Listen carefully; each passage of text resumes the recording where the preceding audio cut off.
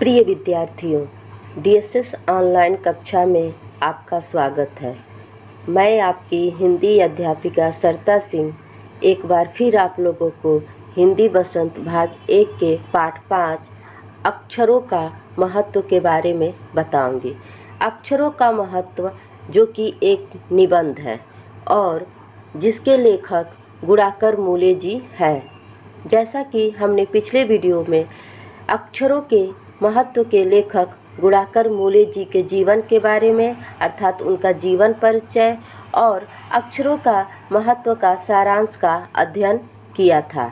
आज हम अक्षरों के महत्व को विस्तार पूर्वक पढ़ेंगे और उसकी व्याख्या करेंगे।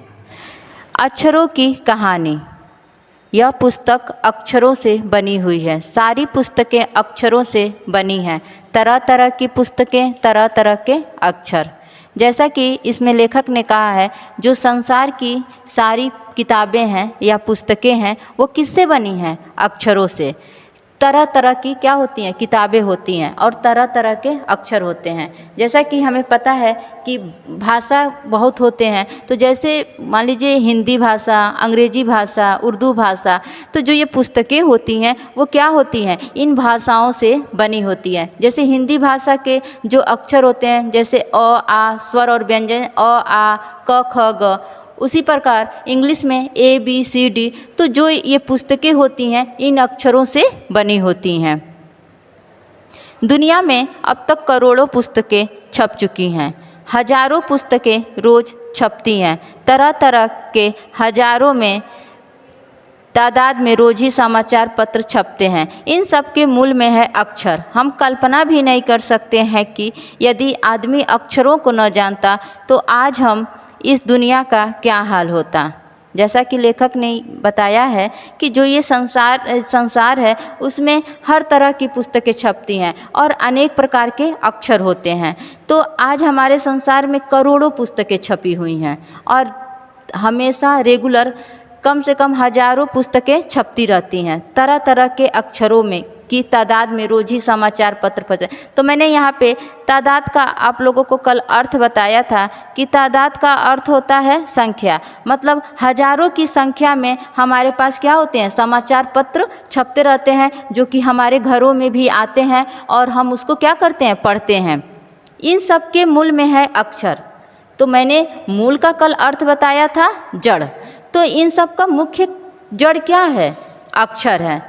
हम इनकी कल्पना भी नहीं कर सकते हैं कि अगर हमें अक्षरों का ज्ञान नहीं होता तो आज इस संसार का क्या हाल होता। अगर मनुष्य को अक्षरों का ज्ञान न होता तो पता नहीं इस दुनिया का, इस संसार का क्या हाल हो सकता है। कोई कह सकता है कि हम अक्षरों को अनादिकाल से जानते हैं, अक्षरों का ज्ञान हमें किसी ईश्वर से मिला है। यहाँ अनादिकाल, तो अनादिकाल का मैंने बताया था कि इतना प्राचीन समय जिसके आरंभ का अनुमान न लगाया जा सकता है। तो यहाँ लेखक कह रहे हैं कि क्या कोई कह सकता है कि हम अक्षरों को अनादिकाल से जान सकते हैं? मतलब इतने प्राचीन समय से जान सकते हैं कि इसकी खोज ईश्वर, मतलब यह ईश्वर की देन है।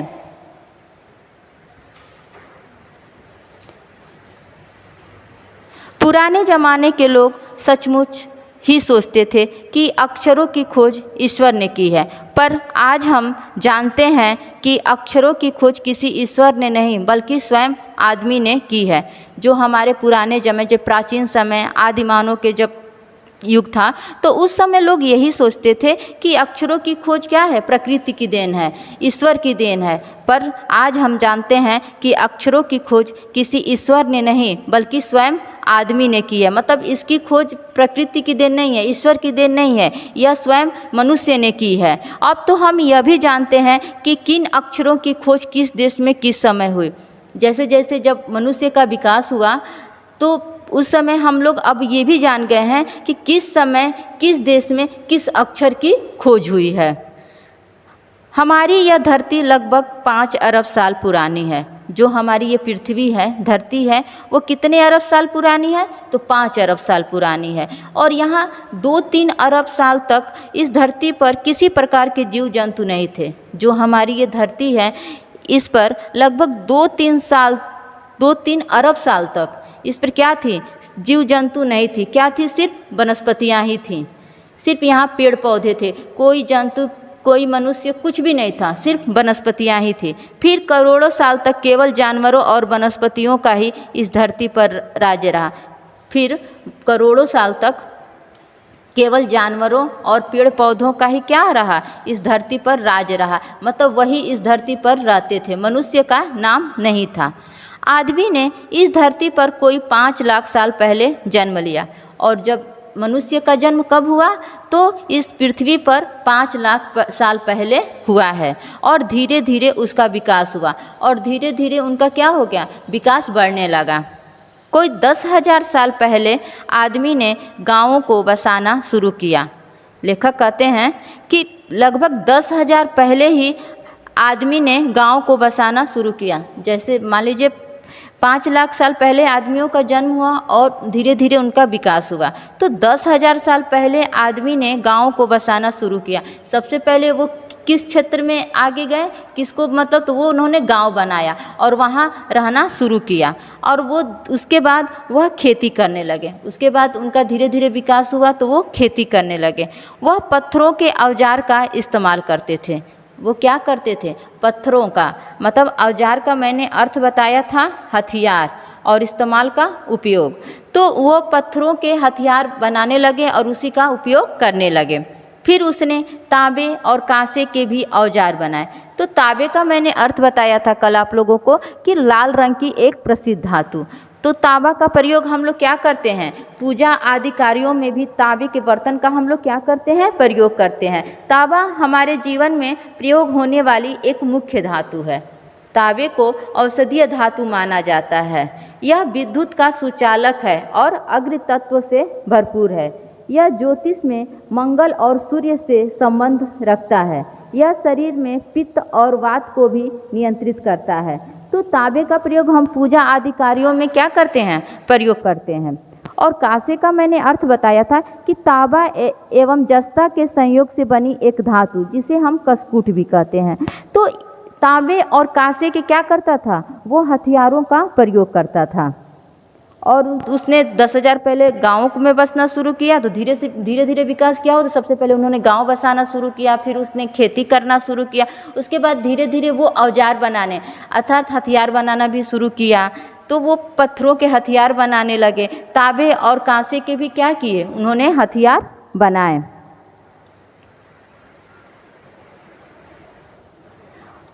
प्रागैतिहासिक मानवों ने सबसे पहले चित्रों के जरिए अपने भाव व्यक्त किए। यहाँ प्रागैतिहासिक मतलब इतिहास के पूर्व का काल, जब हमें अपने इतिहास का ज्ञान नहीं था, तो उसके पूर्व के काल को हम लोग क्या कहते हैं, प्रागैतिहासिक काल। तो प्रागैतिहासिक मानवों ने सबसे पहले चित्रों के जरिए अपने भाव व्यक्त किए। जब उन्हें लिखना पढ़ना नहीं आता था, उन्हें अक्षरों का ज्ञान नहीं था, तो वो क्या करते थे, जो आदि मानव थे वो क्या करते थे, अपने भाव को व्यक्त करने के लिए चित्रों का सहारा लेते थे। चित्र के माध्यम से वो अपने भाव को व्यक्त करते थे। जैसे पशुओं, पक्षियों, आदमियों आदि के चित्र अपने भावों को व्यक्त करने के लिए और विचारों को व्यक्त करने के लिए वो अनेकों प्रकार का चित्र का सहारा लेते थे। जैसे पक्षियों का, पशुओं का, मनुष्यों को आदि का वो चित्र बनाते थे। इन चित्र संकेतों से बाद में भाव संकेत अस्तित्व में आए।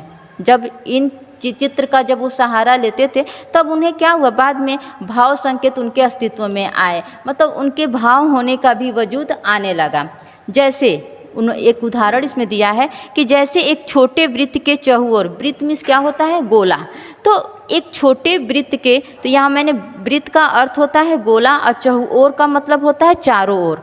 तो एक छोटे से उन्होंने एक गोला बनाया और उसके चारों तरफ किरणों की द्योतक रेखाएं, द्योतक मीन्स होता है सूचक, यानी उनकी सूचक रेखाएं को क्या करने लगा, खींचने लगा। मतलब एक गोला बनाया और उसके चारों तरफ मतलब द्योतक मतलब सूर्य का जो चित्र होता है, तो उसकी रेखाओं को क्या करने लगा, खींचने लगा। तो इस प्रकार वो सूर्य का चित्र बन गया था। और बाद में यही चित्र ताप या धूप का द्योतक बन गया। और बाद में जब इन्हें ज्ञान हुआ, इनका जब विकास होने लगा कि उस सूर्य का क्या अर्थ होता है, तो इन्होंने बताया कि वो चित्र उनको क्या हो गया, गर्मी का, मतलब धूप का, कि उससे मुझे गर्मी प्राप्त होती है, धूप प्राप्त होती है, तो उसी का वो सूचक बन गया।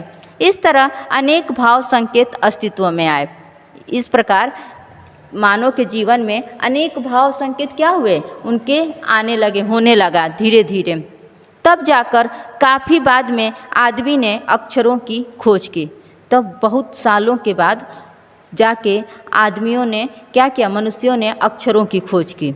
अक्षरों की खोज के सिलसिले का अर्थ होता है क्रम, मतलब अक्षरों की खोज के सिलसिले को शुरू हुए मुश्किल से 6000 साल हुए हैं।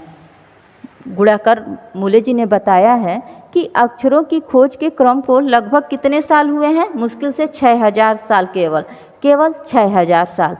अक्षरों की खोज के साथ एक नए युग की शुरुआत हुई। आदमी अपने विचार और अपने हिसाब किताब को लिखकर रखने लगा। तब से मानव को सभ्य कहा जाने लगा। सभ्य का अर्थ होता है शिष्ट, सभ्य कहा जाने लगा। आदमी ने जब से लिखना शुरू किया तब से इतिहास आरंभ हुआ। किसी भी कौम का अर्थ होता है बेटा जाति, कौम या देश का इतिहास तब से शुरू होता है जब से आदमी के लिखे हुए लेख मिलने लग जाते हैं। इस प्रकार इतिहास को शुरू हुए मुश्किल से 6000 साल हुए हैं। उसके पहले के काल को प्रागैतिहासिक काल यानी इतिहास के काल कहते हैं। इसमें लेखक ने बताया है कि जब हमें अक्षरों का ज्ञान हुआ तब क्या हुआ, एक नए युग की शुरुआत हुई। क्योंकि उस समय उसके बाद इंसान क्या करने लगा, मानव क्या करने लगा, अपने जो भी उसके साथ जो भी घटना घटित होती थी, जो भी उस समय होता था, उसको क्या किया, लिख कर रखने लगा। और उस समय से उसे क्या कहने लगे, शिष्टता आ गई, उनको वो शिष्ट मानव कहलाने लगे, भला मानव कहलाने लगे। और जब से इंसान का लिखना शुरू किया तभी से क्या हुआ, उसका इतिहास आरंभ हो गया। क्योंकि किसी भी जाति या देश का इतिहास तब से शुरू होता है जब से उसके मिले हुए लेख हमें क्या होते हैं, मिलने लगते हैं। मतलब जब से इंसान के लिखे हुए लेख मिलने लगते हैं तब से उस देश या उस जाति का हमें इतिहास मिलना शुरू हो जाता है। और इस प्रकार इतिहास को शुरू हुए कितने साल हुए, मुश्किल से 6000 साल ही हुए हैं। क्योंकि उसके पहले के काल को हम क्या कहते हैं, प्रागैतिहासिक काल, अर्थात इतिहास के पहले का काल कहते हैं। अतः हम देखते हैं कि यदि आदमी अक्षरों की खोज नहीं करता तो आज हम इतिहास को न जान पाते। हम यह न जान पाते कि पिछले कुछ हजार सालों में आदमी किस प्रकार रहता था, क्या क्या सोचता था, कौन कौन राजा हुए इत्यादि। उसके बाद लेखक कहता है कि जब हमें अक्षरों का ज्ञान नहीं होता तो शायद हम अपने इतिहास को न जान पाते। क्योंकि जो हमारे 6000 साल पहले जब अक्षरों का ज्ञान हुआ, जब हमने लिखना शुरू किया, तब से तो हमें इतिहास क्या हो गया, पता चल गया। कि हमें ये पता चला कि किस काल में कौन से राजा हुए, किस सन में कौन सा युद्ध हुआ, उस समय ये इमारत किस सन में बनी हुई है। तो ये सब किससे पता चला, हमें इतिहास के द्वारा। क्योंकि जब अक्षरों का ज्ञान हो गया और इंसान क्या किया, अपने हिसाब किताब, मतलब अपने जो भी घटना घटित होती थी तो उसको जब लिख के रखने लगा तो हमें उसकी जानकारी मिलने लगी। तो हमें पता चला कि किस काल में कौन से राजा हुए, किस सन में कौन सा युद्ध हुआ।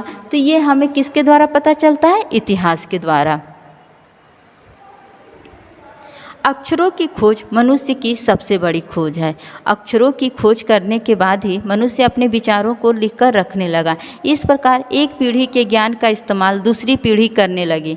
अक्षरों की खोज करने के बाद पिछले 6000 सालों में मानव जाति का तेजी से विकास हुआ।